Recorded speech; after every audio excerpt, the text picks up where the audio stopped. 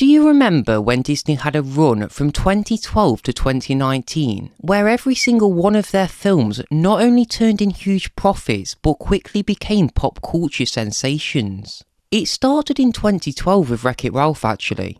Back then it was considered a risk to do a male-oriented film set in a retro arcade. To be honest with you, the painful truth is that Disney's movies which weren't based on fairy tales just didn't do well. Remember when Disney did try to take risks in the early 2000s with things like Meet the Robinsons? That was a super underrated orphanage story, but nobody saw it. My point is that it wasn't until 2012 until a non-fairy tale film done by Walt Disney Animation really connected with audiences post the Renaissance period of films. Following Wreck-It Ralph came a super tiny film that barely left a mark. This film was Frozen. Okay, but for real, Frozen launched Disney into new territories, where this film was all the talk in the world for a long period of time. Coming off a small string of wins came Big Hero 6, Moana and Zootopia, all of which also went on to becoming massive hits. Unfortunately though, this was where all the positive news came to a halt.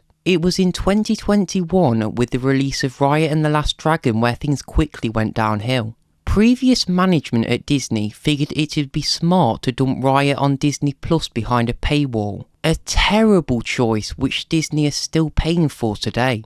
Following Raya, Disney has really struggled to generate hype around any of their animated films. The one exception to this was Encanto, a film which blew up on Disney Plus but did terrible at the box office. Just looking at the last two Disney animated movies, which were Strange World and Wish, nobody cared enough to buy a ticket to watch either of these in cinemas. Strange World lost Disney nearly $200 million.